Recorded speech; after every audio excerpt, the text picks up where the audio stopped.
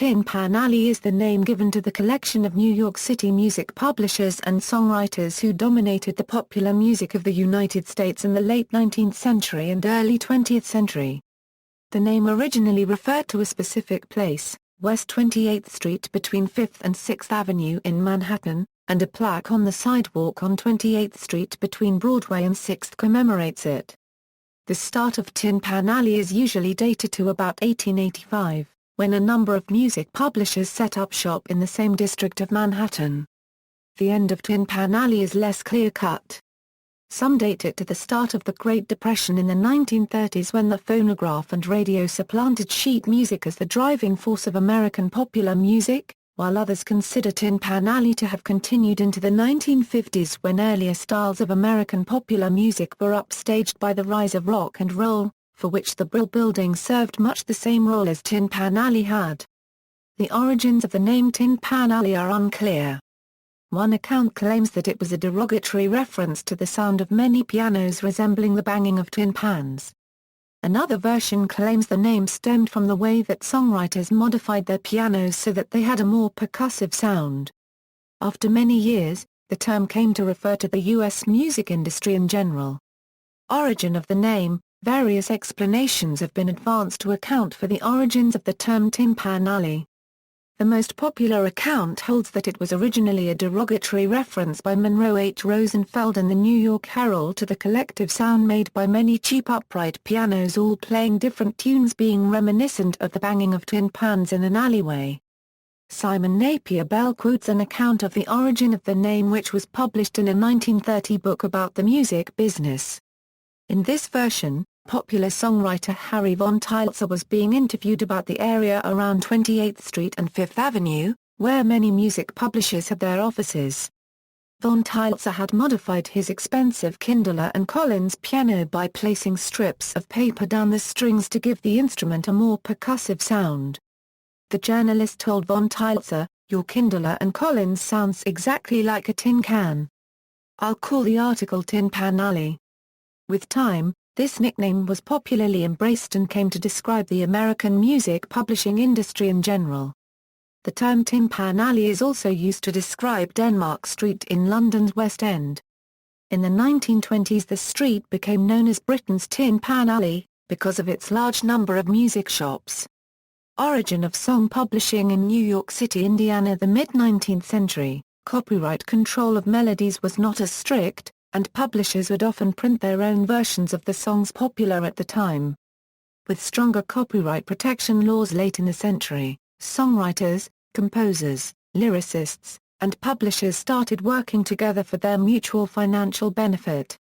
The commercial center of the popular music publishing industry changed during the course of the 19th century, starting in Boston and moving to Philadelphia, Chicago and Cincinnati, Ohio before settling in New York City under the influence of new and vigorous publishers which concentrated on vocal music, such as Frank Harding, T.B. Harms and the Whitmark family.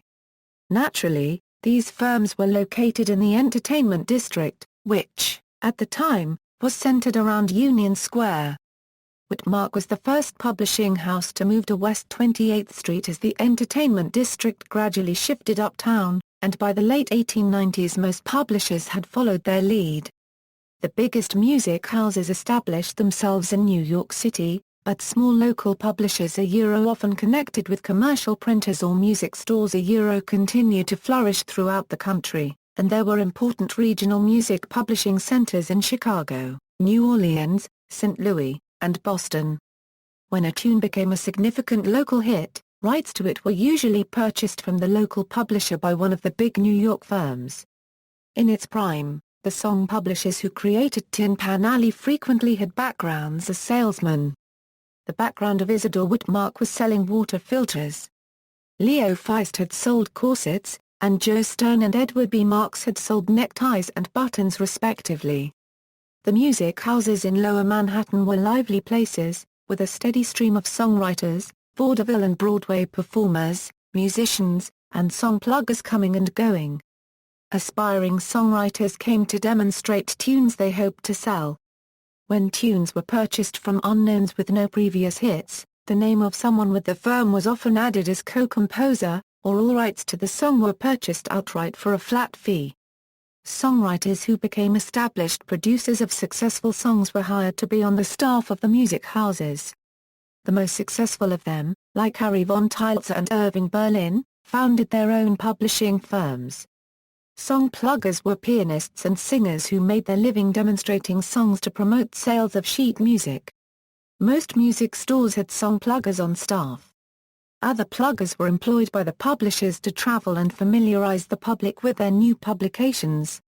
Among the ranks of song pluggers were George Gershwin and Harry Warren. A more aggressive form of song plugging was known as booming. It meant buying dozens of tickets for shows, infiltrating the audience and then singing the song to be plugged. At Shapiro Bernstein, Louis Bernstein recalled taking his plugging crew to cycle races at Madison Square Garden. They had 20,000 people there. We had a pianist and a singer with a large horn. We'd sing a song to them 30 times a night. They'd cheer and yell, and we kept pounding away at them. When people walked out, they'd be singing the song. They couldn't help it. When vaudeville performers played New York City, they would often visit various Tin Pan Alley firms to find new songs for their acts. Second- and third-rate performers often paid for rights to use a new song, while famous stars were given free copies of publishers' new numbers or were paid to perform them, the publishers knowing this was valuable advertising. Initially Tin Pan Alley specialized in melodramatic ballads and comic novelty songs, but it embraced the newly popular styles of the cakewalk and ragtime music. Later on jazz and blues were incorporated, although less completely, as Tin Pan Alley was oriented towards producing songs that amateur singers or small-town bands could perform from printed music. In the 1910s and 1920s Tin Pan Alley published pop songs and dance numbers created in newly popular jazz and blues styles. Influence on law and business. A group of Tin Pan Alley music houses formed the Music Publishers Association of the United States on June 11, 1895, and unsuccessfully lobbied the federal government in favor of the Tree-Low Copyright Bill, which would have changed the term of copyright for published music from 24 to 40 years, renewable for an additional 20 instead of 14 years. The bill would also have included music among the subject matter covered by the manufacturing clause of the International Copyright Act of 1891. The American Society of Composers, Authors, and Publishers was founded in 1914 to aid and protect the interests of established publishers and composers. New members were only admitted with sponsorship of existing members. Contributions to World War II. During the Second World War, Tin Pan Alley and the federal government teamed up to produce a war song that would inspire the American public to support the fight against the Axis, something they both seemed to believe was vital to the war effort. The Office of War Information was in charge of this project, and believed that Tin Pan Alley contained a reservoir of talent and competence capable of influencing unregistered trademark feelings and opinions that it might be capable of even greater influence during wartime. George M. Cohen's Over There during World War I. The song Over There can be said to be the most popular and resonant patriotic song associated with World War I due to the large fan base of Tin Pan Alley. The government believed that this sector of the music business would be far-reaching in spreading patriotic sentiments. In the United States Congress, congressmen quarreled over a proposal to exempt musicians and other entertainers from the draft in order to remain in the country to boost morale. However, this was contested by those who strongly believed that only those who provided more substantial contributions to the war effort should benefit from any draft legislation. As the war progressed, those in charge of writing the would-be national war song began to understand that the interest of the public lay elsewhere. Since the music would take up such a large amount of airtime, it was imperative that the writing be consistent with the war message that the radio was carrying throughout the nation. In her book, God Bless America, Tin Pan Alley Goes to War, Kathleen E. R. Smith writes that escapism seemed to be a high priority for music listeners, leading with composers of Tin Pan Alley, to struggle to write a war song that would appeal both to civilians and the armed forces. By the end of the war, no such song had been produced that could rival hits like Over There from World War I. whether or not the number of songs circulated from Tin Pan Alley between 1939 and 1945 was greater than during the First World War is still debated. In his book The Songs That Fought the War, Popular Music and the Home Front, John Bush Jones cites Jeffrey C. Livingston as claiming that Tin Pan Alley released more songs during World War I than it did in World War II. Jones, on the other hand, argues that there is also strong documentary evidence that the output of American war-related songs during World War II was most probably unsurpassed in any other war. Composers and lyricists. Leading Tin Pan Alley composers and lyricists include notable hit songs. In popular culture, in the 1959–1960 television season, NBC aired a sitcom Love and Marriage, based on the fictitious William Harris Music Publishing Company set in Tin Pan Alley. William Demarest, Stubby Kaye, Jan Bell, and Murray Hamilton co-starred in the series, which aired 18 episodes. In the song Bob Dylan's Blues from Bob Dylan's 1963 album The Freewheelin' Bob Dylan, he introduces the song, saying, "Unlike most of the songs nowadays that have been written uptown in Tin Pan Alley, that's where most of the folk songs come from nowadays. This is a song, this wasn't written up there, this was written down somewhere in the United States." In the song Bitter Fingers from the 1975 autobiographical concept album Captain Fantastic and the Brown Dirt Cowboy, Elton John refers to himself and his longtime songwriting partner, lyricist Bernie Taupin, as the Tin Pan Alley Twins. Tin Pan Alley is mentioned in the song It Never Rains by Dire Straits. The Bob Geddins blues song Tin Pan Alley, recorded by Jimmy Wilson, was a top 10 hit on the R&B chart in 1953 and became a popular song among West Coast blues performers. The song was also covered by Stevie Ray Vaughan, the song Tin Pan Alley by the Apples in Stereo. See also, Brill Building, Music Row, Printers Alley, Radio Row, the Tin Pan Alley Rag, Denmark Street, known as Britain's Tin Pan Alley. References, Notes. Bibliography, Bloom, Ken. The American Songbook, The Singers, The Songwriters, and the Songs. New York, Black Dog and Leventhal, 2005. ISBN 1-57912-448-8 OCLC 62411478, Charlton, Catherine. Rock Music Style, A History. New York, McGraw-Hill. Forte, Alon. Listening to Classic American Popular Songs. New Haven, Yale University Press, 2001. Furier, Philip. The Poets of Tin Pan Alley, A History of America Unregistered Trademark S. Great Lyricists. ISBN 0-19-507473-4. Furier, Philip and Lasser, Michael. The American Songs, The Stories Behind the Songs of Broadway, Hollywood, and Tin Pan Alley. ISBN 0-415-99052-1. Goldberg, Isaac. Tin Pan Alley, A Chronicle of American Music. New York, Frederick Ungar, 1930, 1961. Hadjuk, John C. Tin Pan Alley on the March, Popular Music, World War II, and the Quest for a Great War Song. Popular Music and Society 26.4 497-512. Ham, Charles. Music in the New World. New York, Norton, 1983.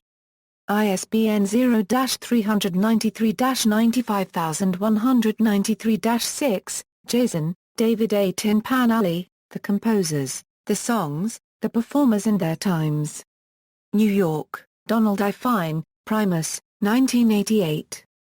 ISBN 1-55611-099-5 OCLC 18135644, Jason, David A., and Gene Jones. Spriadina Unregistered Trademark Rhythm Around, Black Popular Songwriters, 1880–1930. New York, Schirmer Books, 1998. Marks, Edward B., As Told to Abbott J. Liebling. They All Sang, From Tony Pastor to Rudy Valla. Copyright E. New York, Viking Press, 1934. Morath, Max. The NPR Curious Listina Euro Unregistered Trademark S Guide to Popular Standards. New York, Penguin Putnam, Berkeley Publishing, A Peregrine Book, 2002. Napier Bell, Simon. Ta-ra-ra boom di, The Beginning of the Music Business. ISBN 978-1-78352-031-2. Sanjk, Russell. American Popular Music and Its Business, The First 400 Years, Volume 3, From 1900 to 1984. New York, Oxford University Press, 1988. Sanjk, Russell. From Print to Plastic, Publishing and Promoting America Euro Unregistered Trademark S Popular Music, 1900 a Euro 1980. ISAM Monographs, No. 20. Brooklyn, Institute for Studies in American Music, Conservatory of Music, Brooklyn College, City University of New York, 1983. Smith, Kathleen E. A God Bless America, Tin Pan Alley Goes to War. Lexington, Kentucky, University Press of Kentucky, 2003. ISBN 0-8131-2256-20 CLC 50868277, Tawa, Nicholas E. The Way to Tin Pan Alley, American Popular Song, 1866 a Euro 1910. New York, Schirmer Books, 1990. Whitcomb, Ian. After the Ball, Pop Music from Rag to Rock.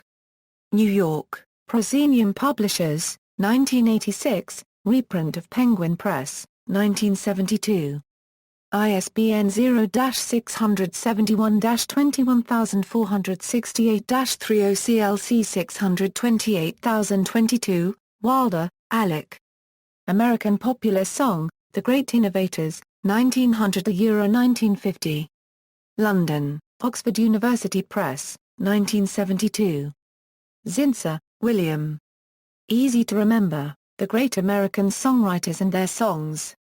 Jaffrey, New Hampshire, David R. Godine, 2000.